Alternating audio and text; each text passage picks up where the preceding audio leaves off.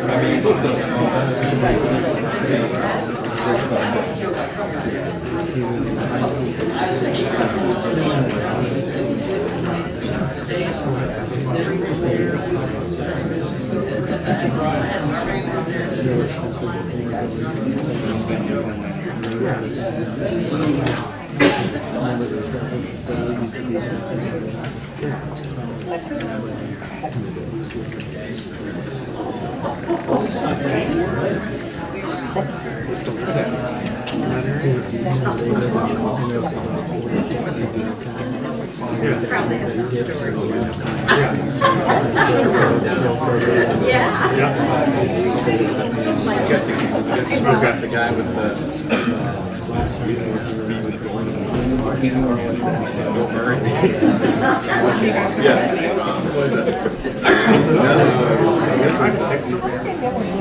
Babe Ruth. Babe Ruth, that's right. Babe Ruth. He takes it up. Oh my God.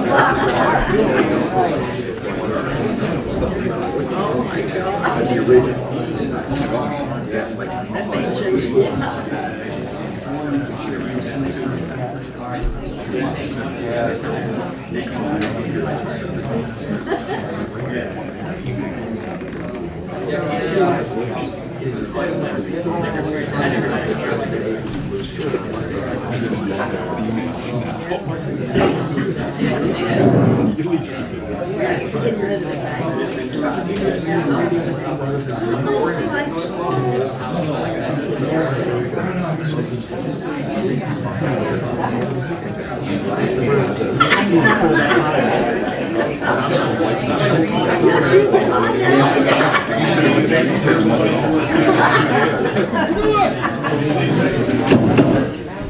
I'd like to call to order the meeting of April 1st, 2014. Would you please stand for the invocation and pledge of allegiance? There we go. Lord, we pray that you will give our council members the faith and courage to carry on their duties, help them to do right, to deal fairly with others, and to place their trust in you. In your name we pray. Amen. To the flag of the United States of America and to the republic for which it stands, one nation under God, indivisible, with liberty and justice for all.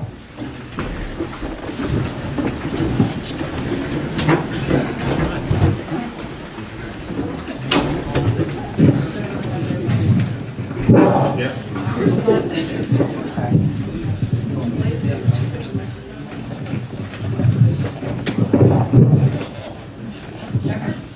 Here. Sauer, Here. McBain, Here. Schwanker, Here. Callender, here. Simpson, Here. Lakeman, Here. Willard, Here. Blaisdell, Here. Okay, under approval of meeting minutes March 18th and special meeting minutes for March 25th, were there any errors or omissions? I had one clarification maybe that I think we should review on the March 18th minutes in regards to the discussion of the hotel. It states Simpson moved to approve the concept and noted the site plan would need to be presented to the planning commission for approval. But it doesn't state what concept was approved. Was it the concept of the TIF, or the hotel, or the pump station, or a combination of them? I think the minutes are correct, but I think it should probably reflect what the concept was that was approved. Any thoughts on that? Well, I certainly thought we were approving the concept of the TIF, assuming that all things came to fruition, but and the economics and everything made sense. But I don't know if that's what Dick intended or not. That's what we were talking about at the time. Yeah. Well, the way it's worded on here, I just wanted to point that out, because Yeah. it doesn't state that, and I think there was some, it wasn't specifically stated, I don't think, but afterwards, I know several of you told me you thought it was on the TIF, so I just think it should read that it would have the approval of the concept of the TIF and not on maybe other things that were listed with it. Yeah. What paragraph are you on? It would be about the 5th paragraph down. Says Summer Barker stated the hotel would have 88 rooms, so we Okay. stated the property. Yeah. Mr. Blaisdell can correct me if I'm wrong, but I did listen to the tape, so I know that the motion is in the minutes as it was said. So I don't believe it would be appropriate to amend those minutes, but there could be a notation in That's these right. minutes to clarify. That's fine, I think that it needs to be clarified. I'll make sure that gets in the minutes this time. Okay. Mm-hmm. There's some open chairs. I think there's another one in the corner over here, and there's one up. Okay. There's no reading of communication, I'm sorry, the minutes will stand as presented then for last meeting. There's no reading of communications. Under reports of commissions and boards, you received Columbiana Park Recreation and Cemetery Board meeting minutes from March 24th. Were there any errors or omissions? Recognition of persons desiring to appear. There's no one on the agenda. Would anyone like to address council this evening? Go ahead. Just state your name and address. My name is Don Thomas. My address is 170 Homestead Drive, Columbiana, Firestone Farms. I just have a couple of questions. I attended a special council session last week, and I appreciate the opportunity to listen to Attorney Blaisdell, but I didn't get a chance to hear anything from council. And I guess what I'm looking for as a homeowner, property owner, or taxpayer, is I'd like to hear more about the strategic plan that exists in Columbiana County, specifically the northern part of Columbiana County. I'd like to understand what we're doing to grow the county. I'd like to understand further what we're doing to get business in here that we all can embrace. That You're referring to the city? to the city. My thoughts with regards to this, I've listened and read with intent the minutes of last week's meeting. We've approved, or council has approved, a go-ahead plan for a TIF. Do I understand that correctly? Is that TIF going to get to be voted on onto a ballot so that my citizen, or myself and the fellow citizens can vote to it? Weren't we just talking about the concept that was The TIF, presented to us? yeah, the TIF itself would be approved by council or disapproved by council. It has So- to be done by ordinance. A simple motion to proceed with a concept does not establish anything. So if this council wanted to establish a TIF after it considered everything, it would have to do it by way of ordinance. We're focused on one element of the discussion, but I think it's a broader discussion. I believe it's a broader discussion among the citizens and what we're going to do with regards to the county, because I think that, I'm a business owner. I can't go to the bank without a business plan. I can't go to anybody without a plan and say to somebody that's going to invest in me, if I don't have that plan, what am I going to do? I'm asking council to tell us what you guys are going to do, what you guys and lady are going to do with our county and our tax money, and why potentially bringing business, whether it's this crazy man camp or some development out at 7 and 14 or anything else, how does it fit in our county? How does it fit in our citizens, in our city? How does it fit for our children? How does it fit for us as property owners and investors? How does that fit? And I think that I know that's why the group is here tonight again, and I know that's why we're going to be here and we're going to continue to be here until we get some answers. Because right now, we don't know. What we've got is a group of people sitting in front of us, all elected, who need to give us some answers. So my questions are, and I don't think you'll have the answers for me tonight, my questions are, what's the strategic plan for Columbiana County? How does the city of Columbiana and, say, the city of Lisbon and the city of East Liverpool, how do all those things come together? How does specifically the land, probably the most premier piece of land in Columbiana County that we talked about last week, how does that get used for the best interest of this group? How's it get used? Is it best to have a hotel on it? How about a hospital? How about a mall? How about a homeowner's development? How about any of that stuff? But we seem to have gotten ourselves pigeonholed into something, and frankly, I'm not sure I fully understand why we're going to give a tip to a developer who's got the potential to make a significant amount of money. If you guys approve it, they've got the potential to make a significant amount of money on that investment. Why are we going to give them money? We're not going to give them money. Explain a tip to me then. All right, in this particular case, as I understand it, and Dan can correct me if I'm wrong, what they've requested is that we use a TIF to essentially rebuild our infrastructure in the sewer system, relocating lines, eliminating lift stations, moving everything to a central lift station, which they then would connect to from that property, and other people would be able to connect to from other portions of the city where there is no connection to the lines at this time. And they would be taxed at exactly the same rate they would be taxed as if there wasn't a TIF, but the money would be earmarked specifically for the sewer development and the replacement of the sewer system in that area. And that's the basis of it. We would be changing the system to impact considerably larger area. I think it was something like 400 acres or a little bit over 400 acres as compared to the 52 acres that sit at that particular property. Is it okay to ask a question? One more minute. And What's the plan behind that then? So we're gonna potentially give them an opportunity to connect to our sewer. We're paying for it, yes. What's the plan behind it to bring more development in behind that then?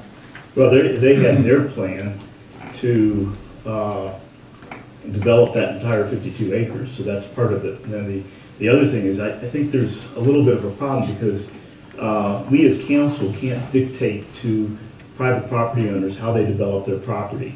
We can certainly come in and say through zoning that a particular type of development is not appropriate for that zone, but we're not in a position to say, gee, we think you ought to build a hospital there instead of a hotel. But that goes back to the strategic plan for what Columbiana County needs to be working on, and specifically the city of Columbiana. That needs to be a strategic plan. That means that we have an infrastructure and we have infrastructure investment, right? Mm-hmm. Then how do we do that? May I add to that? This group has come in with an idea, just strictly an idea. Part of their idea, asking for the tip, they want to put in a lift station at the bottom of the hill. We need that. The city needs that. The people that live on the western part of Arrowhead development, if we have one lift station go bad, they got sewer in their bathtubs, okay? I told my wife I want a sewer tour yesterday with the manager, and we went and we looked at all these lift stations. They're bad shape. They need replaced. We could, with taxpayers' dollars, go to this piece of property, ask for easements, pay for easements, and build this. with taxpayers' dollars. These people have come in and says, this is what we want to do. They're going to, quote, give us the easements, okay? And they will end up, it will end up being paid for by tax dollars that don't exist today. So basically, it's not going to get into your pocket. I don't think I'm allowed to speak anymore, and I appreciate that your response. That goes into the strategic plan that I'm asking to talk about. Because in that instance, for me, I don't have a dog in the fight with how that land gets developed. What I have a dog in the fight for is, if I look in the area that is that central part of Columbiana right now, it's a mixed bag of things. There is no plan to it. We have a wonderful opportunity to grow our city. People want to come here. As you heard last week, there's a bunch of people that have moved here from Trumbull, Mahoning, Ashtabula counties. They want to come here. It's a great city to raise family. It's a great place to be. Let's take advantage of that. And I think we're short-sighted. I think collectively we're short-sighted. It's going to grow. It's going to grow because of the wealth of shale. It's going to grow because you're going to have spillover from Mahoning County. How do we take advantage of that? Could you do me a favor? Absolutely. Go online, go to the city of Columbiana, go to the links, look up our zoning ordinances, and read them all. Okay. Okay? I'll be prepared next week. You will find there's a lot of stuff there that quite possibly you don't know is there. It will be very difficult to get this whole thing approved. I'm not as concerned as my fellow citizenry with approving this development. I'm concerned with the growth of the city. I have equal interest in the development at 7 and 14. Actually, I have greater interest. My interest with this is more, how do we make sure that the city grows in the proper direction? My interest in, I have an investment in Firestone Farms. If the development's wrong on the corner of 7 and 14, that's a bad decision for me. That's a bigger fight for me than this thing in the center. But I guess what I'm saying to everyone is, how do we do that? How do we do it collectively? And how do we get our arms around it? And I've been online, I haven't looked at the zoning piece, but I haven't seen a lot of planning and a lot of forethought for what Columbiana is and what it could be. Well, part of that is a zoning. Okay. The zoning says, in that particular piece of real estate out there, zone C4. Our zoning book tells you what we're allowed to do. That's part of our planning. We looked ahead and said, this is a good place for C4, commercial, automotive oriented, okay? And that's part of our plan. And it's throughout the town. And this is, well, I think collectively, what did I figure? We got close to 40 years worth of planning commission members up here. And we don't want the town screwed up. This is my town. I give to it all my life, okay? And I don't want it screwed up either. So I'm not going to approve anything, I should say, I'm not going to approve it. I'm not going to vote for anything that I think it really should not be there. I guess that's all I'm asking, and I think that's all we're asking is, we don't feel, and I don't want to speak for these guys, but I'm going to, we don't feel like we're included in this thing right now. And honestly, it's a bit scary. There's a lot of people with a lot of investments, as you guys and ladies do as well. There's a lot of investment here, and there's a lot of concern for what we leave our children and what we give to them. And so that's the real concern. It's not just the development, the golf course development. It's the entire city. I don't disagree. I'm with you 100% there. But there is some planning, there is some zoning. It's not as easy as it seems to be made out to I'm be. not suggesting, I write business plans for a living. I know it's a difficult piece. Okay. So I guess what I'm asking for is, how do we start the process? How do we get in a room, and how do we agree that at least at this level, there's some kind of a plan? Just as a quick observation, when the zoning was established 40 years ago, it was based upon a comprehensive plan. Okay. All zoning is based upon a comprehensive Understand. plan. So that has been in existence for a long time. The people who set forth this plan 40 years ago decided, as Councilman Simpson has correctly noted, that we're going to put this here, and the highways and the byways are going to be developed in this fashion. So that's what they do. And one of the obligations of the Planning Commission is to continually review that, not necessarily comprehensively, but where there's perhaps a change in direction, that can be considered. So we do have a comprehensive plan. It is something that can be But revisited. is that a 40, I don't mean to interrupt, but is that a 40-year-old comprehensive plan, or is that something that's been evolving over the last? No, the comprehensive plan is the basis of the operation that we've had over the past 40 years. Where do we get a copy of that? Pardon? It's there, so it's buried in the zoning? Yeah, and the other thing that I want to, you referred several times to the county. We have no, there's no, to the best of my knowledge, there's no countywide controls or a regional This should be planning the group commission. that's embracing that and coming in and saying, all right, what's the plan for the county? Because honestly, I'm not sure I like what's going on in Lisbon any more than I like this conversation tonight. I can tell you those things don't come here. Those are involved at the commissioner level. The commissioners work out plans from a county-wide. I can tell you that we get invited, and Lance gets invited to multiple cities. I got a thing in the mail 2 or 3 days ago from the city of Alliance, wanting to work on first responders and how we can work together whenever there's gas line ruptured. So although I don't think that specifically we're getting things from the county telling us what we need to do to plan. Every level of government does those different pieces. Our piece is to govern the city of Columbiana. I absolutely understand But that. what we can do from a plan standpoint or not is work at this level, work at the planning commission level, take input from all of you. I can tell you these last couple of meetings, there's been more people than I've seen in the last 5 years. So I think whenever we get more feedback and more people giving input, then I think you'll start maybe seeing plans grow. But I think that the first step is what you're doing. And I would say to continue to follow up, to watch. I mean, if you're looking for specific plans, I think the best way to look is to watch where it goes. But from there, we deal with just the confines of the city of Columbiana.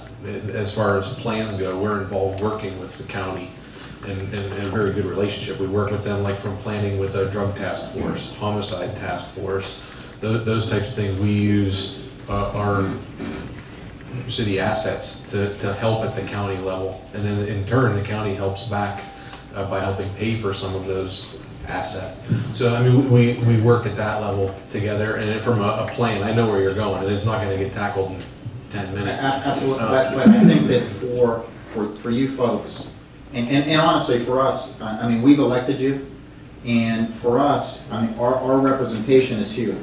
And I guess what I'm asking is, from my representatives, I think that you need to work on a county plan, because there's significant opportunities with the amount of money that's coming into the county, and there's a significant amount of opportunity with tax revenue, and we all should be taking advantage of it. And again, left to our own devices, we're going to only do what's in our own good, best interest, correct? Yep. Let's figure that out together. Let's leave it there for tonight, only because there's a lot of people I here. If understand. anyone else wants to speak, it will be a 10-hour meeting. I appreciate the time and consideration. Thank you. Thank you, I guys. note that there's also a county planning commission. I sat on that for many years. It has a book, but there's only about this thick.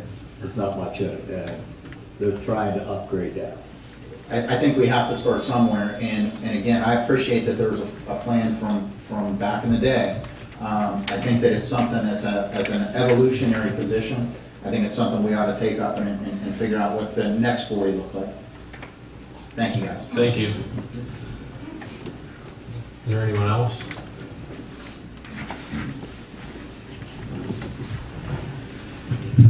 My name is Brian Clancy. I live at Firestone Farms as well.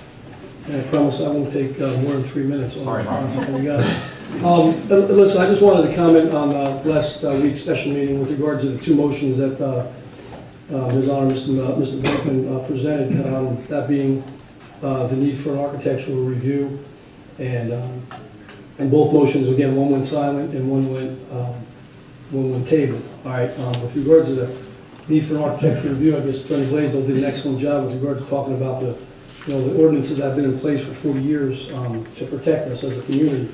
with whatever development might be put in place. You know, he talked about setbacks and greenery and so on.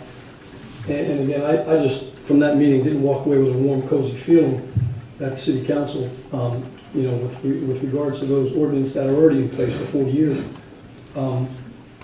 Addressing some of the issues we already have in this town. You know, a lot of people got up and stood and talked about a lot of examples of some buildings and so on throughout the community that are very nice, but then there are a couple eyesores. And one, again, I don't want to pick on anything in particular, but there's the one property that, if these ordinances are in place, why is the council, why haven't we done anything about it? The property I'm talking about is the corner of Park Avenue and 14. I guess that's 1024.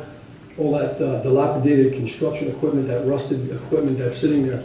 Every time I drive by that 2-3 times a day, and it's an embarrassment. And I was just wondering, if these ordinances are in place to protect us with this incoming development, why aren't they applied to existing, what I would call eyesores in this community, and that being the major one? Is the equipment there that has growth over it since I've been here for 4 years now. Stuff hasn't been moved in the 4 years I've been here. Why can't we apply those ordinances to have that property owner, you know, clean that up and you know, prevent it from being an eyesore in this community? Again, that's just my comments. Thank you.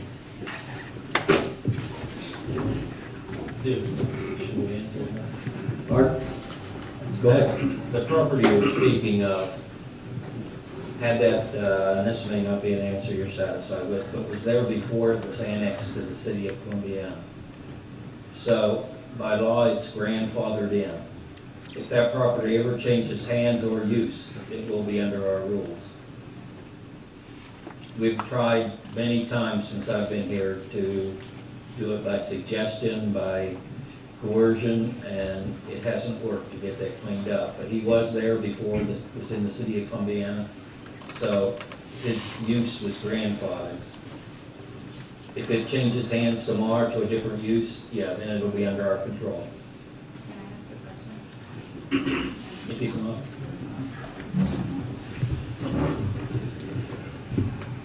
Daniela Clancy, Firestone Farms. In regards to your answer to my husband, when that property was annexed in, were our ordinances not in place where we could say, we won't annex this into Columbiana unless you follow our guidelines and our ordinances? Apparently, we didn't do that because we did annex it in as it was. Right, so that becomes the question then. Clearly, it wasn't a rule when you annex this property in. So if nothing really has changed in the ordinances over the last 40 years, how is that going to help us now? I don't understand your question. I'll be honest. The question is, if the ordinances weren't in place when this property was annexed in, for us to say you need to go by our ordinances and our guidelines Right. at that time, then have the ordinances changed? Has Now, anything here's what changed? happened. It wasn't just that one property that was annexed in. It was a petition to annex a big area. And if, no matter whether you had a flower shop there and it didn't suit the zoning, no matter what you had there, you were allowed to keep it as that business until it, when and if it ever changes hands or use, then we can control it. But we couldn't go to somebody that we annexed a large area into town, which that was one of the many properties, and say, you can't run your business anymore. You know, it just can't be done. But I can guarantee you, if and when it ever changes hands or use, it will be under, because previous councils have tried many times to get that. Dan can attest. And it doesn't seem to get better, it gets worse when we give suggestions to them. Could I And it help wasn't you? just one property. I don't think he answered your question. Not really. I think your question was why doesn't it apply to this piece of property that we're discussing with Arrowhead? Well, why doesn't it apply to any piece of property Okay. in Columbiana? Start with the lakefront golf course was annexed as a lakefront golf course. Okay. Let's say, for argument's sake, golf courses are not permitted in that zone, which I think they're not, okay? We didn't annex it as a golf course, it was already But owned. wait, let me go on. Well, I'm just trying to say, because Okay. that's not really accurate. It was a golf course. It's allowed to exist as a golf course. Now it's changing. Since there is a change, now they must meet our zoning. Okay? It could exist as a golf course if it was annexed that time as a golf course. But now it's changing use. Now the planning commission has the horsepower to say, look, this is what you're allowed to build, setbacks, on and on and on. Now we're permitted to do so. But if it were still a golf course and annexed that way, it would stay a golf course till they quit. This is the case of the Suzanne property. If that's what it was, that's what it is today. Now, when this property, about the lakefront property, was annexed in, was it not annexed in with the regulation that whoever purchased the property would have to put in their own lift station and sewers? Can't answer Yes, that. yes, Okay, so if we can change those things, we then, didn't.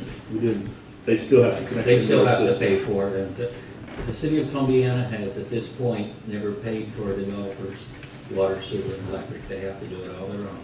so if I understand correctly, and I may not, with the TIF, we will pay, we will write the check to put this in. They will pay us our real estate taxes, and that will go to paying back what we've paid out. But that money then is put towards the sewer, and it's not going to our schools, and it's not going to where normal real estate taxes would go for the next 10 years. I just want to make sure I'm understanding that correctly. Just to say, if this isn't done, they will never get more. It will just stay as it is. But if they purchase the property and they put in their own lift station and they pay their own $2 million and they still have to pay us our real estate taxes, then we would not be, as a city, affected by the purchase of the lift station. Well, the problem is that we don't really have the sewer lines and the capacity to even have them connect into us right now on that section of town. So we are And doing that's our something. responsibility to put that in, to So make sure someone can, It allows us to do a whole lot more than just connect them into the system. so that would service then this property and the 350 acres behind it No, that it's this actually- company is potentially looking to purchase. Actually, it's saving our city taxpayers $1 million and a half what they're going to do. Otherwise, you and all the people in the room, if we build a new lift station, somehow we would have to pay for it, with sewer fees or whatever. This way, that one property owner is going to pay for it and save all the people in this room. Out of their real estate taxes. Yeah, it's gonna save all the people in this room, though, from paying for it. They will pay for it. Okay, thank you. Anyone else like to speak? Go ahead.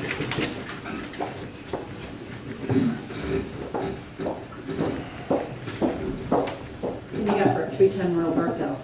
I wasn't going to speak, but you all have made a couple comments that have made me a little bit uneasy, and that is, why did you wait until this week to go look at our lift stations to see that they're outdated and need work? Because you've been on council how long? 3 months, That's it? yes, And you've been in the community how long? most of my life. So why did none of you, who've been on the council maybe a little bit longer, wait till the last minute to know that our lift stations and our sewer need to be updated? We have many things in town that need to be updated, and we're quite aware of it, but we don't have the funds to do everything. And this is an opportunity to do something that's been needed for a long time. James, go ahead. I started here in 2001. In our lift stations, we received a letter from the EPA in 2001. I believe it was dated July 15th. I was hired as this wastewater superintendent September 22nd, 2001. And the first thing I did is I looked at this list that the EPA did, and they had a punch list, if you will, of all of our lift stations. We went out there, and I'm a task-oriented person, list, we just started attacking. We started attacking the worst problems first. We started getting spare pumps and redoing things, and doing the best we could do over those, the last 15 years. But even when I started, there was this plan. I found some plans in my office today that I believe they're from the 90s, that, you ask about planning for the future. There's a giant a set of blueprints about a vision of, combining lift stations. So if you can combine these lift stations, you reduce maintenance on all those operations. So we've been wanting to do this for a long time. In 2006, we tried to do it. Now, if you divide that area up there, I don't want to confuse you, but we did put a lift station in on the east side of that project. It's on Windjammer, and that was done, I believe, 2005, 2006. And that reduced, let's see, we got rid of 3 lift stations there. So we combined them. Clear up here at the park, there was one at the park, there was one on Terra Verde, and there was one down at Windjammer. And these were very aging lift stations. They had confined space entry issues. Safety standards have definitely changed, and we needed to do something. 2 of those lift stations did not have backup generators. So with this long-term plan, clear back in the 90s and in 2006, we've always been trying to get a large lift station that has emergency backup. The lift stations that we have currently that would be eliminating, only one of them has a generator. Now, in today's standards, if you build a new lift station, you're going to have backup generation. And you're also going to have another backup plan too, because we have contingency plans, and with all the new things, that's what we need to do. If the Windjammer lift station goes down tonight, I explained this to Mr. Luan this last week. If lightning hits that generator, cuts that generator out, and then lightning hits 3 pumps that are in that generator, we still have a backup plan. We will get that lift station going because it has a contingency plan on that. Are we saving money to do this right now? I mean, we know that everything is outdated and needs to be updated. Are we saving money to do that? I mean, when I buy something, I have to save money to do that. I can't just write a check for it. I usually save, and are we doing that right now? As far as capital improvements, there's capital improvements for the lift stations. Are we saving money for the lift stations right now to do that? we're reinvesting in the lift stations as we speak. I don't have a long-term plan as far as this, to fully fund this lift station by ourselves. We do not have a plan or a fund to do that. But we did apply for, grant money to do this. And this would also, EPA, as far as if this big plan worked, we would be able to service a couple, can't remember how many failing septic tanks we have out there in the general vicinity that we would be able to eventually provide sewer. I just have one more comment, and that is, it really makes me sad that we have 40-year-old zoning and ordinances for something that we were looking at 40 years ago. I, as a person who used to travel a lot, have stayed in hotels. I can't even tell you how many times I've stayed in hotels. And I was traveling as a single female. There's no way in this world that I would ever recommend to a single female staying overnight in any type of accommodation to stay on a first floor. Every major corporation that has people travel tell their females, do not stay on the first floor, it is unsafe. And it really bothers me that we're even considering an 88-room, single-story hotel, motel, whatever you want to call it. It really bothers me because once this is done and the oil and gas people are gone, I would never recommend any of my family or my friends to stay there. And then I just ask you all to please, if indeed this goes through, please do not make it single-story. Can I make a comment quickly? Sure. It keeps going around the room and around the community that we got 40-year-old zoning ordinances. When I sat on the zoning board of appeals many years ago, they handed me a book about this thick. Okay. Now I sat on the planning commission for 18 years. Okay. And at that time, I was using the book much thicker. Now in my new position, I'm trying to catch up. I've been gone for about 15 years, okay? And that book is much thicker. It may be 40 years old, but the Constitution is 200 years old, and it's been fixed. We have been fixing that for 40 years. It isn't the same planning that we had 40 years ago. And that's good to know, because actually, even Mr. Blaisdell said it's a 40-year-old zoning and ordinances. Those were his words that I brought up here. And that's what really, it unnerves me to think that we're not changing things, and we're not trying to make this community as beautiful as it can be. And a single-story facility, I just think that is the worst thing in the world. I don't care if it's a hotel for long-term stay. I really don't. Tax them. They should be paying a wage tax if they're going to stay here for long-term. That's fine with me, but it does not need to be single-story, and it needs to be aesthetically pleasing. That's what we're all here about. Okay. Thank you.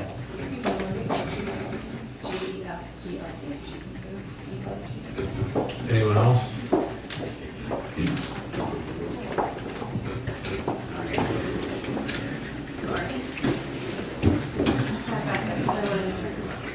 My name's Jessica Booms.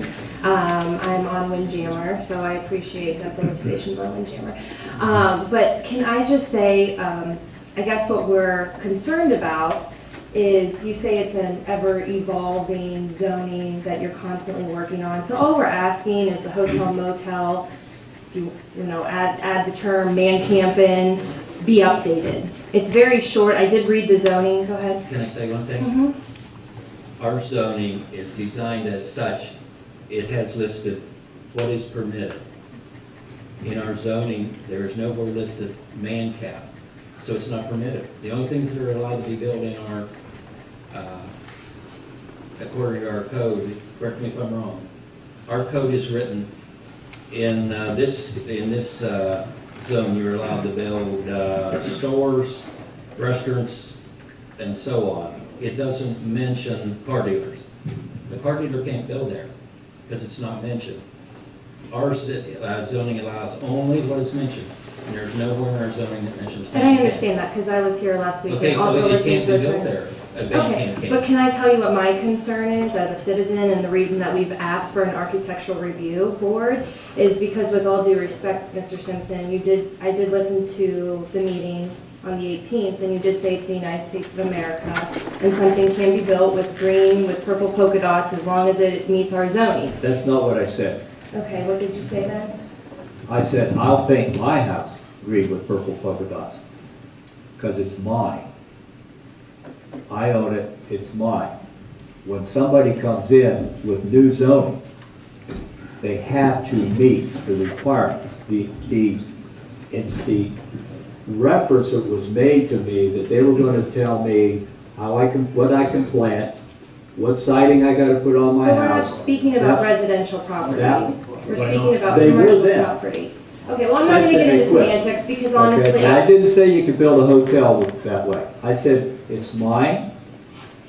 Don't tell me what I can do. I bought it, I paid for it, I'm paying taxes for it, I live there. and that's what's concerning, because you sit on the planning commission, and so if that's your, feelings, Well, that's what's concerning the citizens, is because that's something that it should pass through a board, such as an architectural review, a commercial building. I don't care what you want to do with your residents. I'm not speaking to that. I'm speaking to commercial property. At that time, they were speaking residential and commercial.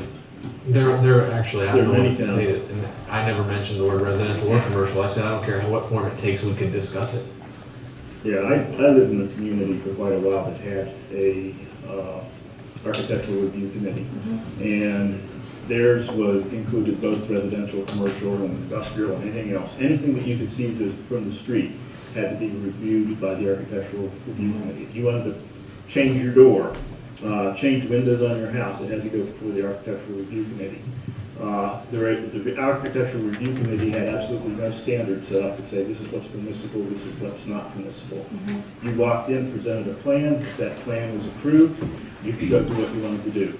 If it wasn't approved, they sent you away and say, go fix this, come back, and maybe we'll approve it next time. I had a neighbor who had a single-story house, a ranch house, that he wanted to put a second story on. And he was a builder. He came in with a set of plans on what he wanted to do. It was very consistent with every other house in the neighborhood. And They looked at it and said, no, this isn't going to do. You're going to have to take away and work on it a little bit more. He was back about 3 times. And finally, in frustration, he looked at him one time and said, if I put an octagon window here in the middle of this wall, would that pass? And they all looked at him and said, you know, that's just exactly what it needs. Go ahead and do that. And they approved his plan. That octagon window is the only octagon window anywhere in the neighborhood, and it happened to be in a closet.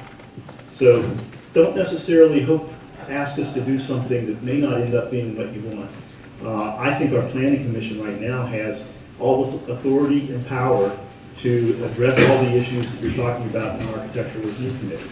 I guess I'm just looking for a board to work alongside of the planning commission that is made up of professionals and how. I'm sorry, but with all due respect, do planning commission members have architectural and building background? Well, if you look at Canfield's requirements for their architectural review committee, the only requirement they have is one councilman's on it, one person who belongs to the Historical Society has to be on it, and then everybody else are just citizens from the community. There is no requirement for anyone to have any architectural background at all.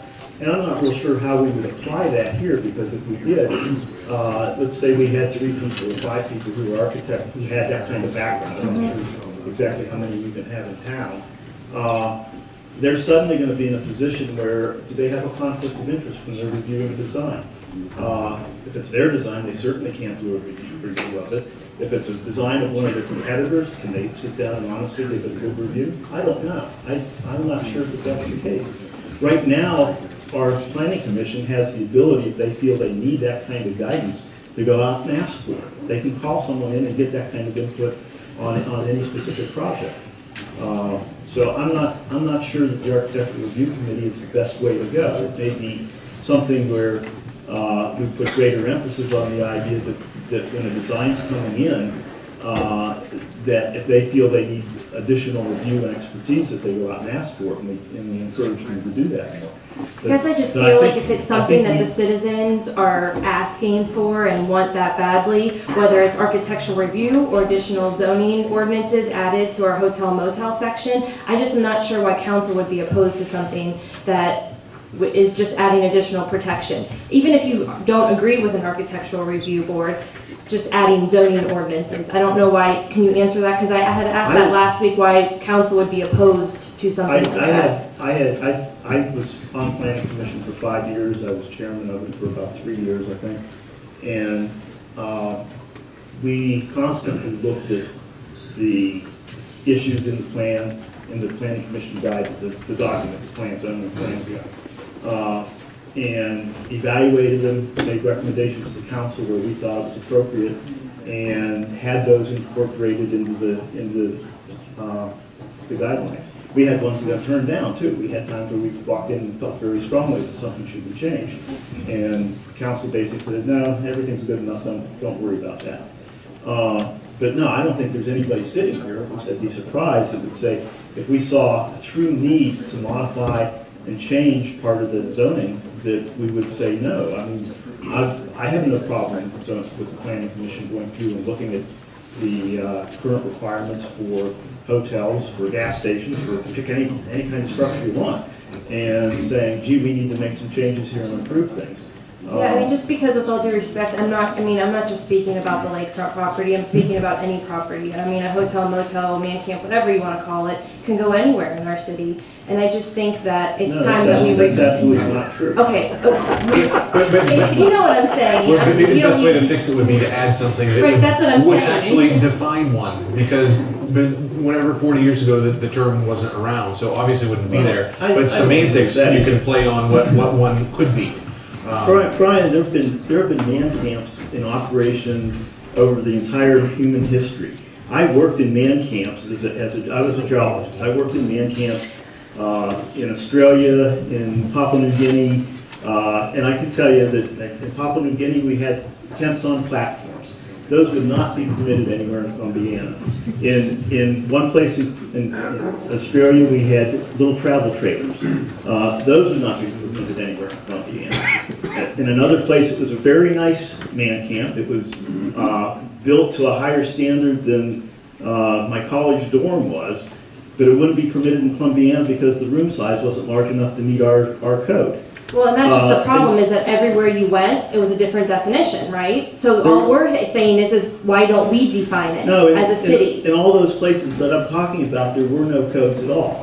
There were no codes in Papua New Guinea for any kind of housing. I mean, most of the natives lived in grass huts and things like that. So, and we do have a code, we do have a standard, and they would not be permitted under our I code mean, standard. I did read, I I did read the hotel section of our zoning, and it is very sparse. And I mean, all I'm asking for is to add to it. I'm not asking for anything that is gonna cost the city money or anything like that. I'm just asking to look at it, let's make some changes, amend it, bring it up to date. It's ever evolving, as Attorney Blaisdell said, so can't we just add to that? Planning Commission is free to look at that and decide if that's Pardon? needed. They're welcome to do that. Okay, well, I mean, as city council, aren't you The planning able, commission would have to do that. But right, but you've aren't you already- able to, You've already said that there was no vote of confidence to even support doing it. That was what I asked for last week. No, No, no, you- it said vote of confidence for your architecture review board. I called for 2 votes. May I interject? I made the motion to table the conversation last week, okay? The reason why I made the motion, I think you'll find that some words preceded that in that. I find this very interesting. And I'd like to table the discussion. The mayor told me he had 100 sheets of paper laying in front of him. I called him, Friday, Mayor? Thursday or Friday? I emailed it to you. And I says, Mayor, I can't look at the 100 sheets of paper you've discussed, because I don't have them. The mayor emailed them to me. I forwarded that email to all the members of council that I had an email address for. I have spent the biggest part of this last week studying what he has given me. Another thing I have done, I went online, I went to the Ohio Revised Code, I typed in hotels. Start with, I've yet to find the word motel in Ohio Revised Code. I'm not saying it's not there, I haven't found it. There's about 6 pages of requirements by the state of Ohio for a hotel that we don't really need to put in our zoning, because when we say, okay, I say, build your hotel. Now it's a commercial business, and there's a whole bunch of hoops that they must jump through for the state of Ohio. We don't need that so why legislation, do they got cities it. like Canfield have 6 pages then? I mean, just like, help me understand. So why do they spend the time to add it to their zoning if it doesn't matter, if it falls on the state? Okay, I didn't say we're not gonna change anything, okay? And I've just today read the Canfield stuff. I didn't say we're not gonna make a change. I said it's time for us to, let us think about it. We've come in and basically the mayor was demanding a motion to do this the other night. This piece of paper I have here, I passed out fresh copies of this Charter of Columbiana. It's our, quote, constitution. To all the members tonight. I spent about 3 hours on the phone the last couple of days talking to 2 of the remaining members of the Charter Commission. And the question I asked them is how long did it take you to come up with this piece of paper, which has stood very well over the years? They had better than 1.5 years in that piece of paper. I think I figured 43 pages of what I passed out. Okay, better than 1.5 years in that, meeting after meeting after meeting. So for us to say we're going to do this now, They've been thinking about it. it's not intelligent. I'm researching. I think, With all due respect, and how was it, I mean, as I understand it, packet was handed to city council 10 minutes before, 15 minutes before a meeting regarding the TIF, and was asked to be voted on that night. that's not the case. As a vote That's of not confidence to move I forward. had You that knew about it ahead of information time? Friday before. I didn't. We knew about the Friday before in our packet. It didn't say anything in that packet about a TIF. It said somebody wanted to come and present something to council. The TIF package was sitting on all of our desks. when Well, we all got I here. have to say is I'm glad, I'm happy that you're looking into it, doing the due diligence.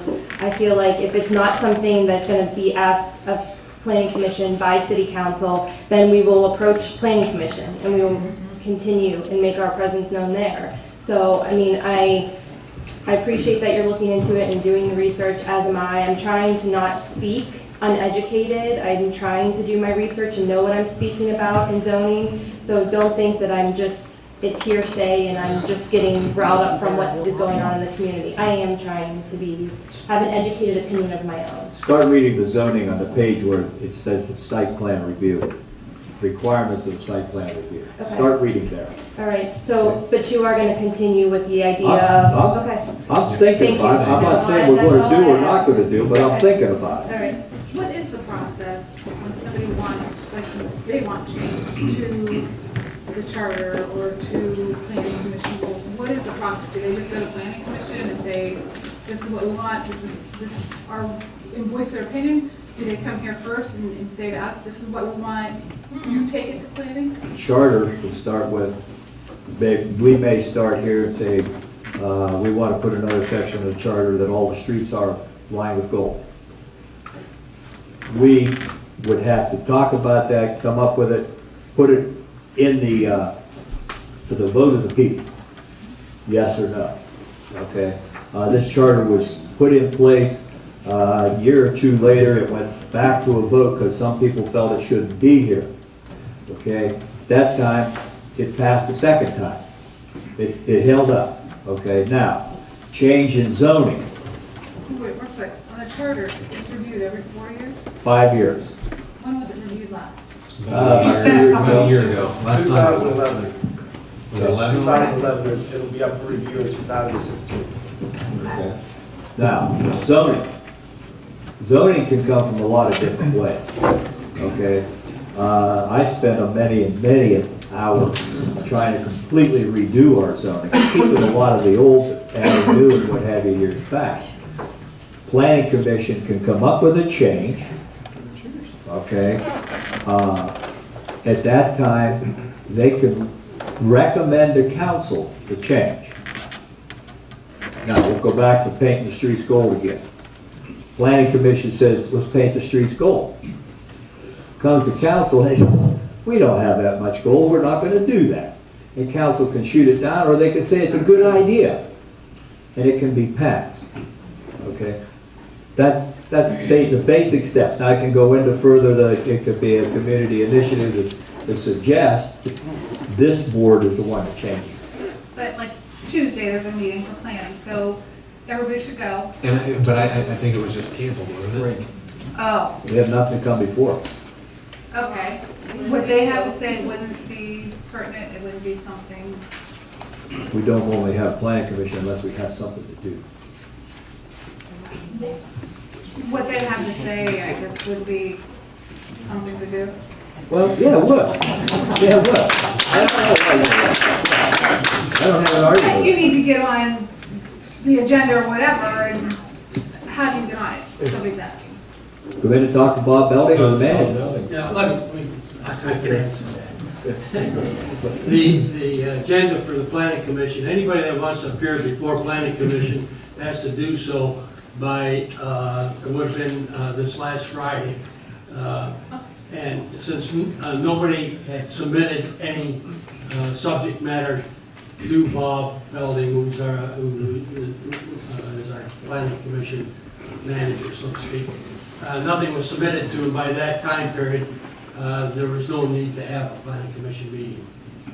Okay, so you just need to get hold of Bob. There's a deadline by which time you have to submit subject matter if you want to appear before planning commission. Okay, so they're not. That's what I'm saying. You still can do it. I mean, it may not be this Tuesday. It would When's be a the month, next we'll meet meeting? once, the second Tuesday of every month. Well, I mean, it's something. It's somewhere to start. More than what maybe we could do right now, right? We have to start somewhere. We don't make the choice or the decision. It starts there, and then it maybe grows to us, correct? The planning commission can recommend to council changes, So, I mean, if they see fit. it's not like we don't want to do something or we don't want to hear what you have to say, but That yes, is what I was asking last week, though. Well, personally, we had a lot to look at and go and review. I don't know any of this. This is a ton of papers. And nor do I. So what I was asking council to do was tell planning commission, we want you to invest this time, because it will be a lot of time. And no different than, I don't think you sat up here when we did the windmill thing, right? But I remember there was a lot of very irate planning commission members that, and I wasn't one of them, I was a council member that voted it down, I didn't know anything about it. They spent over a year working on a windmill legislation to come up with regulations, and then Dan came to council and said, we don't need this, we can already do it with our current zoning. And a year's worth of work, it was voted down in a day and gone. So what I was asking last week, and although I've heard that I shouldn't have had a meeting that wasn't scheduled, I believe that it's urgent enough that I wanted something to happen a week ago so that we had 2 weeks' time to come to a planning commission meeting so that we could prepare and go through those as the 5 of us and start working on something to bring back to the council. But I personally don't want to go through the work of knowing full well that it's going to be dead on arrival. That would make no sense. So what I was asking last week was, council, please tell the planning commission that you have a vote of confidence that you're not wasting your time going through this. That's what I was asking. I didn't ask anyone to make a decision last week to change our code. I asked to give your blessing to the planning commission to go down that road. Those were my exact words. I'm glad you're seeing. Well, it was an overwhelming meeting, and anything that would have been said, it's like the week before, things just getting out of hand. So I personally needed time to, whether you said that you wanted us to vote, whatever, I needed to look at it, see, have my own thoughts, so. I agree. I mean, it sounds like you understand where they're coming from. I wasn't saying, oh, we got to change this right now. I'm saying that we represent them, and they have a need that they want us to address. And there's zero reason for planning commission to address it, knowing that it will be dead on arrival. Well, at least now they know where they can go, call Bob Belling, start there. Go ahead. Rob Straher, currently 303 North Haven, Old Saybrook. I try to keep this short, under 3 minutes. There's 3 questions I have. The first is, we probably would have been on planning commission, you bring up a lot of great points, if we would have had a vote last week to send it there like we did the week prior. But Ohio Revised Code, Attorney Blaisdell could correct me, but in 713 it states that residents should go approach council for ordinances and for codes, not the planning commission, that they have the right to approach council, and then it goes into other scenarios of how to have codes approved. But on the Ohio Revised Code, it doesn't mention going in front of planning commission. And when we're trying to create a body that, not the sidestep planning commission, we have 4 members here. Planning commission needs to do the planning for the community, the zoning, strategically talk stormwater management, landscaping. There's a lot that goes into planning. There's more than they have time for, I think, at most meetings, if they really dove into it. There's, like you mentioned, business plans need to be presented, which I've never been here and really seen a financial statement presented. There's a ton of things, but it's very difficult to go to planning commission and have them create something where basically they're creating a body that is sidestepping themselves. I think that's something that council would need to do, personally, after looking at Ohio Revised Code. However, we keep talking about the authority of planning commission, what authority they have, and they have the authority to look at, they have the authority to look at business plans, they have the authority to approve or disapprove. I just question, if they approve something, or they disapprove something, can council veto that? Is that a recommendation, or do they have the authority? No, they would, in our situation, we're not governed by the Ohio Revised Code per se. We have a charter. Our charter is our constitution, if you will. And the ordinances that have been passed that relate to the planning commission and its function are passed in accordance with our charter. And our planning commission is a recommending body, but it does have authority with regard to site plan review. And if the site plan review is rejected, the party who has been rejected, the recourse is to go to common pleas court. Now, there are communities in this state which do allow appeals to the council. There are a variety of procedures used in different communities. Our community doesn't do that. So if a business person came to the planning commission and was unsuccessful, then he or she would have the right to take that decision to the Court of Common Pleas if he chose to do so. Okay, so when we talk about the Ohio Revised Code for hotels and stuff, that doesn't apply to this because we are a charter. I just want to be certain I understand. If it applies to us or if it doesn't. Let me try to, maybe there's some confusion on this issue of hotels. I'll try my best to try to straighten it out. Look, you raised the question. No, I mean, motel, hotel, it doesn't matter what you call it. Hotel and the restrictions, Dick said there's 6 pages in the Ohio Revised Code. I just want to be certain that this applies to that plus some. What I was about to tell you is that there is a method by which a hotel, a motel, a gas station, or any other business that wants to come into this community has to go through to come in. That's the site plan review that I was discussing. That's the zoning issue. Now, there are regulations that can be placed upon gas stations, hotels, motels. For example, there is a regulation in Canfield, which is not a zoning regulation. It's a business regulation, which was based upon some problems they had in Canfield, which you may remember some years back with regard to motels. So they established a regulation in 2009. That wasn't a planning commission issue. That was passed by council. You're probably aware of it. It's in the business section. That's right. And the council can do that at any time they want to do that. But the thing that I think is being misunderstood here, let me finish. Commission for business? Let me finish. The thing that's being misunderstood here is we're trying to talk about apples and oranges at the same time. The reason that it wasn't, this council can take its time, in my view, someone may disagree, but in my view, this council can take its time and deliberate this question of whether or not it wants to get involved with an architectural board of review. That's their decision. They need to look at it. But all I was saying last week is this town has time to look at that because we already have ordinances in place to protect us from bad things that might come in. But the recommendation of the planning commission, there is an alternative way. The planning commission can, the council can be, let's put it this way, the zoning code can be changed through a variety of means. One is the council can decide, we want to change this. Mr. Simpson was addressing that. Planning commission could think of something they want to change, then they come back to council and they recommend it. People from the community can come in and make a request that it be considered. The manager can do that. So there are a variety of ways of getting an issue in front of this body. Planning commission is a recommending body. They consider what's being discussed and they give this council a recommendation. And then there has to be a public hearing on it. And the whole process takes probably 4 months. Roughly 4 months. I've watched you guys go through. And that's what, and so that way, the planning commission has a chance to deliberate and recommend, council has a chance to deliberate and decide, and the public has every opportunity to offer its input at the public hearing. Then council has 30 days after that public hearing to decide yea or nay. The whole point of our discussion here, I think, last week was, and I think the mayor is correct, that it would be pointless for the planning commission to spend a lot of time considering something that council really wasn't too keen on. So these folks are now trying to decide whether it's something they would like to pursue. And all I'm saying is they have time to do that. And everybody in this room has an opportunity will have an opportunity to voice their opinion on it. Does planning commission, just to clarify, does the planning commission take care of business amendments to the codified ordinances like Canfield did, or is that a council decision? Council amends the ordinance. Okay. Planning commission is a recommending body. Council, they're a recommending body, really no matter what they're looking at, with all due respect. Except when it comes to the site plan review, that's a different issue. They have the authority. That's right. To approve a site plan. That's right. But not the business. As far as business regulation. Okay. Yeah.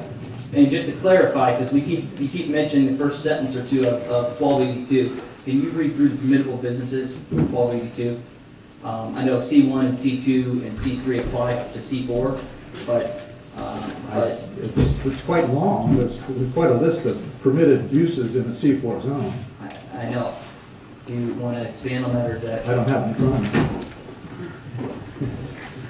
I'm just saying, I mean, we're talking about site plans and strategic planning. I just want to show how strategic a C4 project is. It includes C1, C2, C3, and then the permitted uses that Attorney Blaze will be happy to go through real quick. Well, C4 zone is primarily a. They're not going to, it doesn't apply. But, I couldn't hear you for him. Oh. I'm sorry. You want to know what's allowed in the C4 zone? It's It's primarily a zone that's designed for a commercial zone that's designed for heavy automobile traffic. That's typical of a C4 zone. That's why the automobile dealers out there, the hotels in a C4 zone, those are the kinds of things you find in a C4 zone. There are a lot of other things here mentioned, radio, TV, printing establishments, wholesale establishments, fuel, food, you see the gas stations out there, greenhouses, hotels, motels, tourist homes, mortuaries, monument sales, automobile dealers, tool and equipment rental, drive-in establishments. It's the, I would say it's the hub of the commercial. There's more to that as well, isn't there? Yeah, there are accessory uses similar to those. I think I've pretty much given you all of them. Now, and you ought to remember too, in each of our zones, we have conditionally permitted uses, Yeah. which is another layer of protection that the community has. But on a site plan that in certain businesses have to get 1,000 feet away from schools, 1,000 feet away from residences, residential districts and historic districts, and that's permitted on that property, that technically could be worked into a commercial PUD or a commercial site plan where you smack dab in the middle of a property, you're within 1,000 feet in all directions very easily. Well, I'm that's not going to get into detail of that, but there's additional C4 provisions under conditional uses if you meet those 1,000-foot requirements, which in a site plan that's 57 acres, I mean, it encompasses quite a bit. Well, that's the purpose of the site plan review with regard to the planning commission, to make sure that there are no violations of other codes, to make sure that we're not overstepping distances and setbacks and directions. That's what I was talking about last week. I know, but and what we were talking about was for some of the businesses that tend to operate on the, I'm trying to watch my words here, but you wouldn't want your children around them on some of those businesses that need the 1,000-foot buffers from schools. They're there for a reason.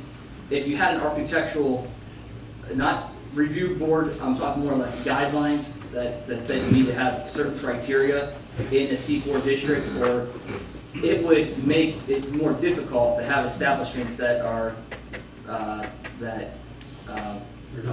wanted. Thank you, Ron. They're not wanted possibly for our city without going into listing those in detail and discriminating against those establishments. Well, that may or may not be true. That's what these folks are. That's what we're saying. Elected to It's do. additional. It's an additional. It's we have the seatbelt going around our waist. We're looking for a shoulder harness basically. We just need a little more protection in the car. So as we're driving down the road right now. So that's all we're asking. Okay. Thank you. Thank you. Anyone else? All right. Manager's report.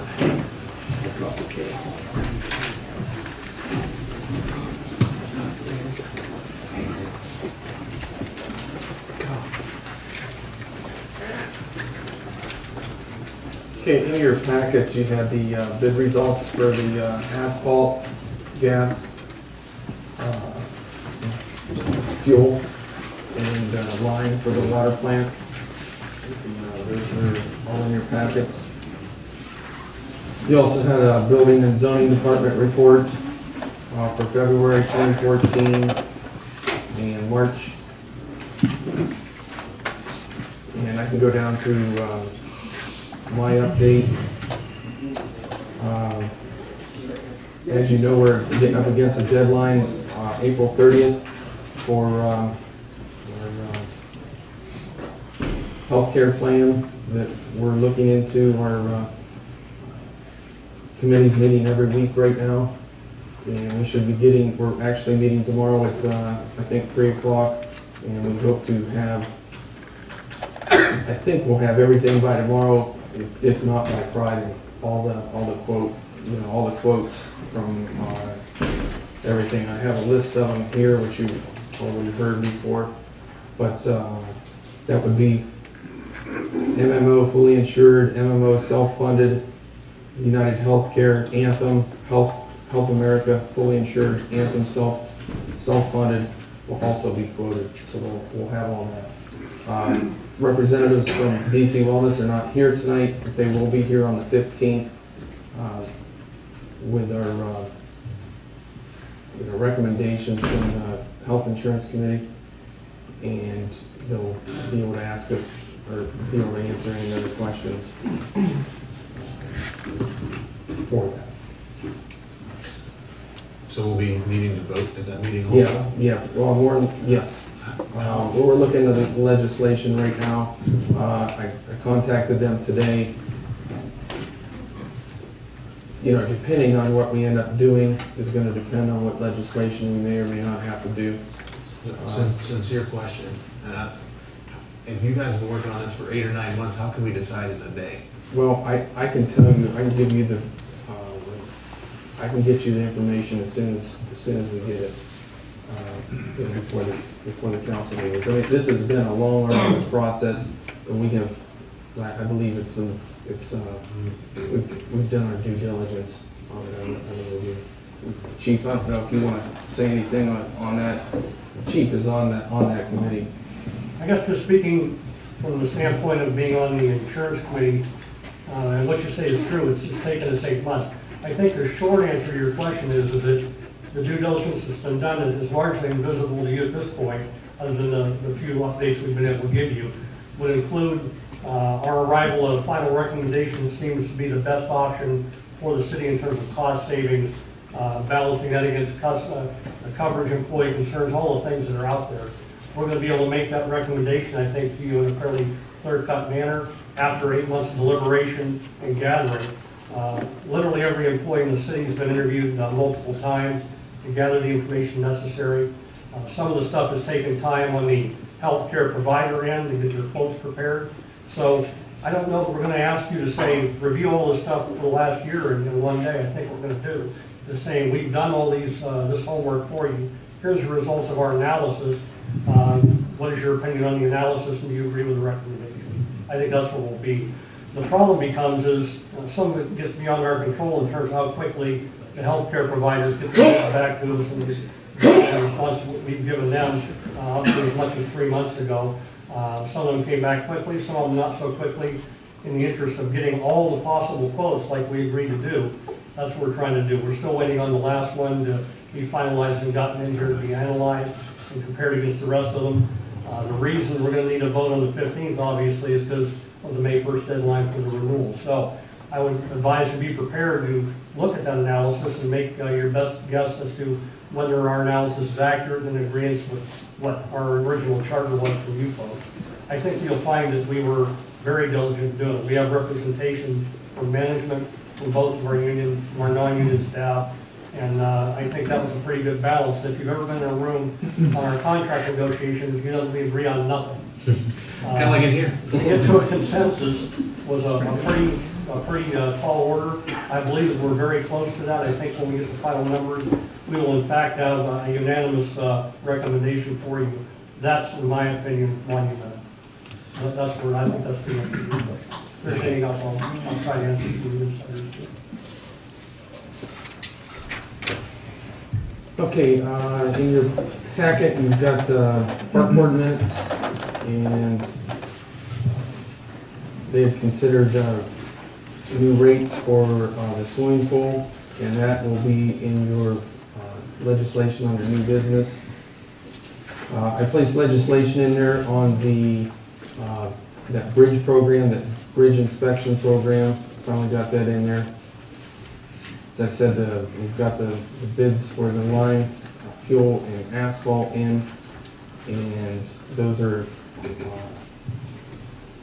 under new business. Last week, in your, or I guess it was last council meeting,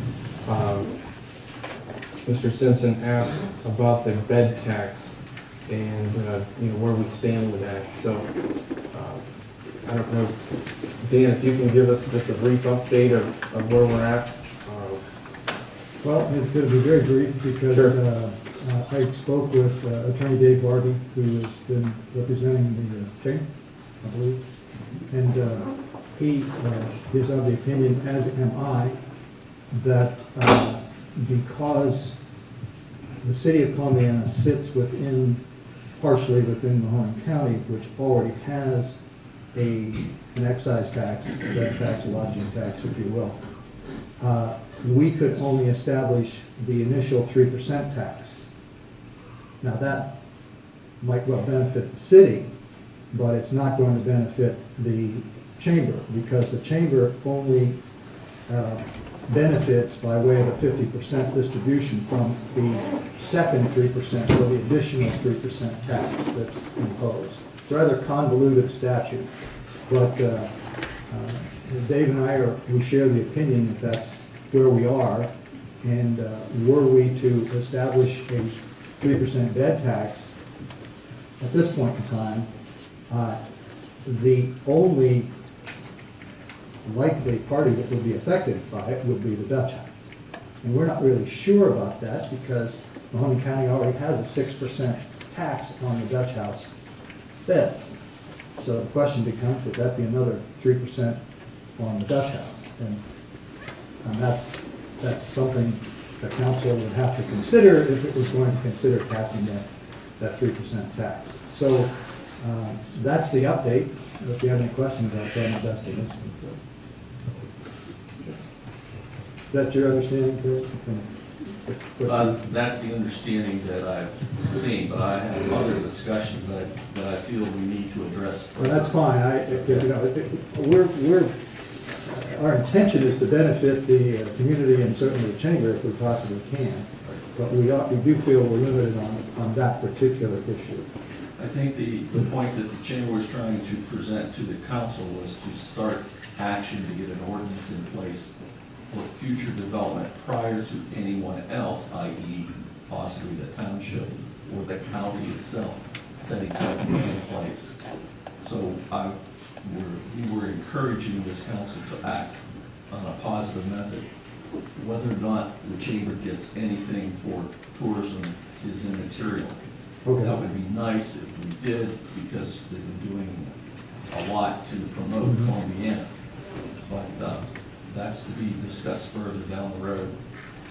Well, that's fine, and as I said, in my view, the council could impose the 3% tax. Right. But it won't have the benefit that was discussed at the meeting several months ago. Right. Okay.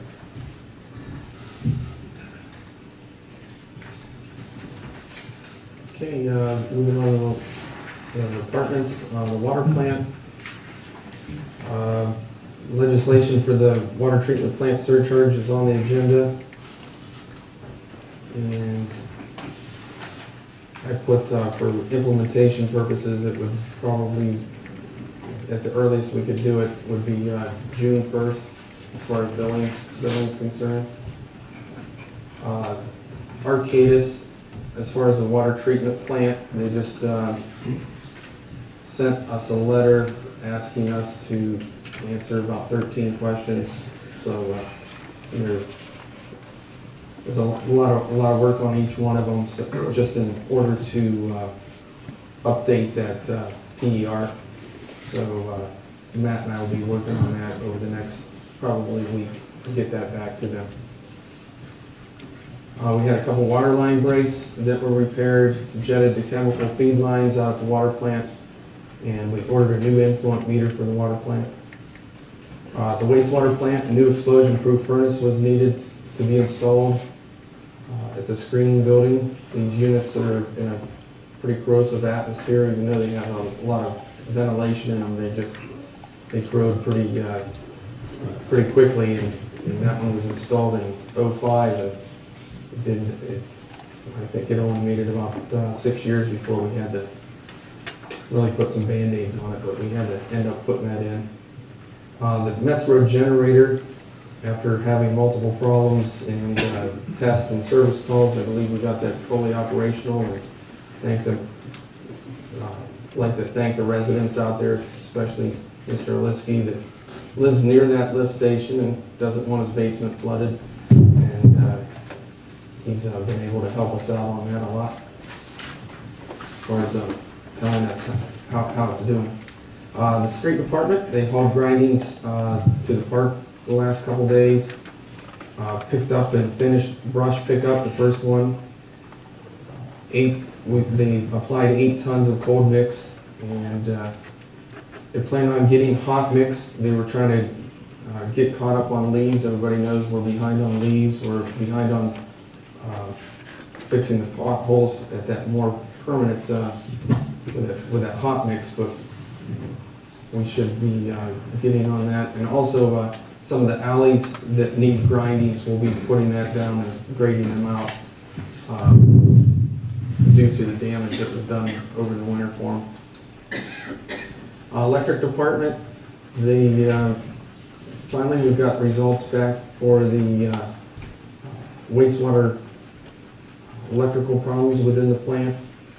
And I'm not going to pretend that I fully understand this, but there are these variable frequency drives, so you can spin a motor from 30 to 60 hertz, and anywhere between there, you can run at 30 hertz, and if it gets the job done, you can leave it there, or you can crank it up, and those are producing some type of harmonics.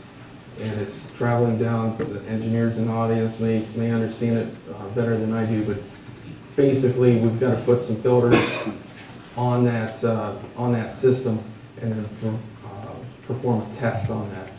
So within the plant there's these, I think there's probably 10 of them, or maybe half a dozen anyways, of these drives that are interfering with each other, I guess. So that's the way I understand it. So we'll be putting those filters on, and then we'll be doing that. Hopefully that completes everything. Park and Cemetery, they completed taking down the displays of Christmas and all of Joy Christmas things, so hats off to that. And that was a long, difficult task. And thanks for got some labor donated by the area businesses moving their trucks around, so appreciate that. And let's see, I think that's it for me. You guys have any questions on the bill list? Not moving into old business. Due to the length of the ordinances, can I have a motion to read them by title only? So moved. Second. Deanne? Becker? Yes. Souter? Yes. McBain? Yes. Schoniger? Yes. Callender? Yes. Yes. Okay. Ordinance number 14-0-2759, second reading. An ordinance as adopted for sodium chloride rock salt to be procured by the ODOT through two separate contracts, a summer fill and winter use. A summer fill contract, contract number 418-15, that shall commence upon the date of contract award, May 8th estimated award date, and expire on October 31st, 2014. And a winter use contract, contract number 018-15, that shall commence November 1st, 2014, and expire May 31st, 2015. Move to approve. Second. Any questions? Deanne? McBain? Yes. Schoniger? Yes. Callender? Yes. Simpson? Yes. Becker? Yes. Souter? Yes. Okay, under new business, ordinance number 14-0-2760, first reading. An amending ordinance establishing a surcharge of $11 for users, customers of the water system of the city of Columbiana, and repealing ordinances in conflict herewith. So moved. Second. Any questions? Yeah, Lance, I do have one question. Sure. Under the ordinance, it talks about the unmetered single-family residence units, which I agree with. It occurred to me today, we also have a number of areas where we have commercial customers in single buildings like Alpha Plaza and all that. Are they on single, do they have individual meters or are they combined? You know, I do not know the answer to that. I reached out to, I meant to reach out, to Matt, but I did not do that. When we were writing that, we specifically, tried to think of different areas that may have that. I believe that those areas are, they have separate meters. I don't know whether they do or not, and I don't know how council would feel about those that don't being included under the residential. Yeah, and we could easily, I mean, we could certainly amend it. we could easily amend that and, you know, I could do some checking and make sure that we address those. I don't know how the rest of the council feels, one or the other. That could easily be done. Yeah, I take it the language was clear and understandable? I thought so, yeah. Okay, good. We struggled with it to some degree. I understand that part of it, but I personally have a question as to the part where it says, whereas the cost of materials, chemicals, purification tests, salaries, insurance, maintenance, and capital improvements of the water plant, wells, and distribution system are continuously increasing, and we've made the determination to place the surcharge in order to accommodate such increasing costs. I thought the entire reason for this was to pay for the new water plant, not to cover chemicals and purification tests and salaries and insurance and maintenance and capital improvements of our. I have to check on, I gotta look at this, what ordinance that is here. 14-0-2760. That leads to another question Mike might be able to answer. Do you include any of the surcharge in your budgeting for No, I did this not, year? because So any money that comes in under this ordinance would go into increasing the surplus in that fund during the year, is that correct? right, it would just go into the water fund, which, you know, would build up the balance in the water fund. Yeah. But I did not build anything in because I didn't know what to do. Right, no, I understand that, okay. So the budget we have there is a budget based on the existing funding that we have right now, coming in under the current rate. Does that answer your question? No, because, I mean, the whole reason we were told we had to do this was because we needed it to show the USDA, the rural, that we were raising this rate to be able to set aside funds. But this doesn't say we're setting aside funds. It says that we're going to use it for purification tests and salaries and insurance and maintenance.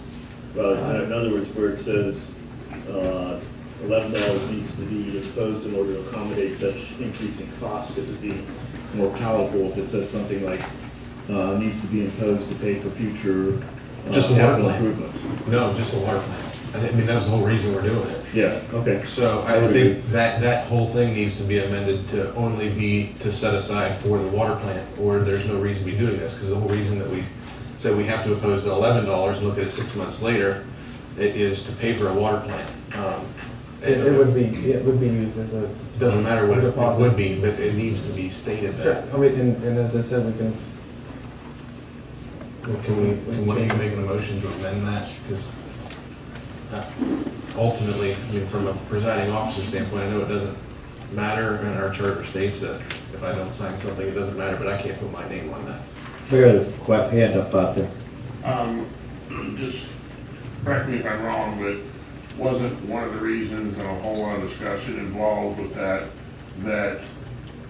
the surcharge was, of course, for the water plant, but in order to qualify for the federal loan programs, that then you had to show within the ordinance that you were gonna pay for the maintenance and the labor and all No. those types of things? No, they're wanting to see ahead of time that we can cover the loan for the plant. I mean, that's what we were told.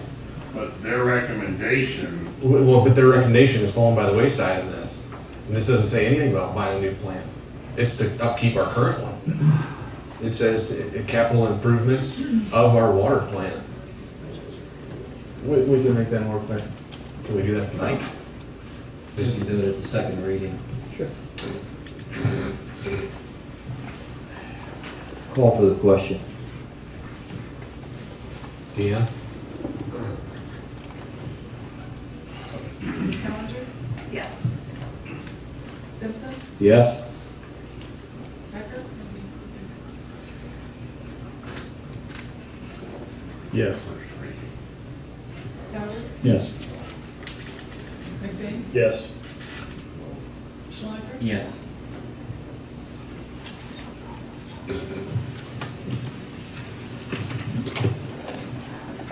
Okay, ordinance number 14-0-2761, first reading. An ordinance amending ordinance number 06-0-2289 by increasing rates to the Firestone Park swimming pool. So, Second? Any questions? Deanne? Souter? Yes. McBain? Yes. Schoniger? Yes. Callender? Yes. Simpson? Yes. Becker? Yes.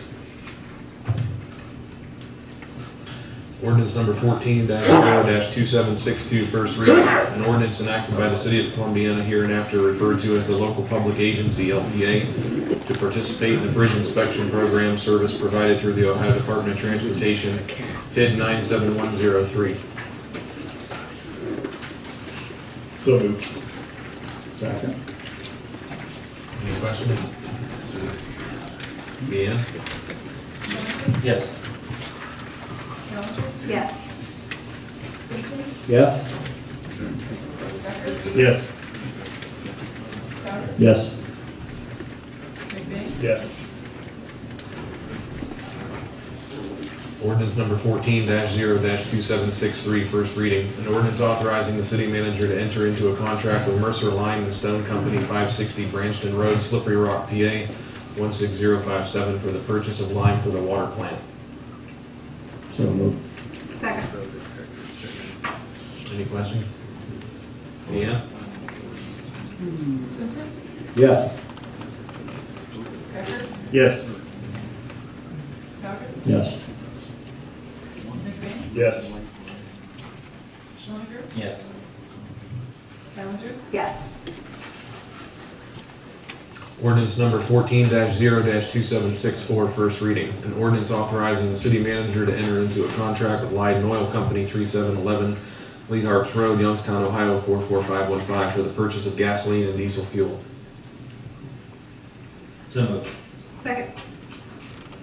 Any questions? Deanne? Becker? Yes. Souter? Yes. McBain? Yes. Schoniger? Yes. Callender? Yes. Simpson? Yes. Ordinance number 14-0-2765, first reading. An ordinance authorizing the city manager to enter into a contract with Dunbar Asphalt Products Incorporated, P.O. Box 477, Wheatland, PA, 16161, for the purchase of asphalt. Move to approve. Second. Any questions? Deanne? McBain? Yes. Schoniger? Yes. Callender? Yes. Simpson? Yes. Becker? Yes. Souter? Yes. Council comments? If I may, I know I always do this, but that's what I feel compelled to do. I passed out to council a copy of our council rules. And somehow I mislaid my mail, look at yours, Dan. I think there needs to be some changes.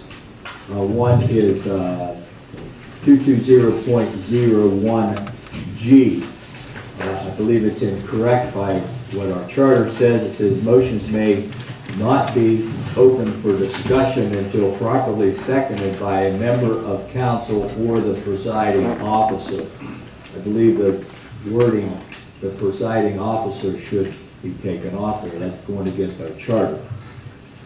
Secondly, I've done a lot of research, and once again, I'm not saying it's not there. I can't find it anywhere. I'd like the charter rules, or the council rules, to state that meetings shall be ran by using Robert's Rules of Order as far as our parliamentary procedure. I thought it was in there, Dan, but I can't find it anywhere. No, it's not. There's a reason for it. But I'd like to, and we can waive this if need be. That charter clearly gives us that usage or that permission, but I think we need some kind of guideline to say that we need to do that.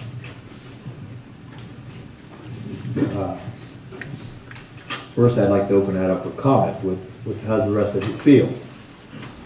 I was under the assumption that Deanna always had the Robert's Rules of Order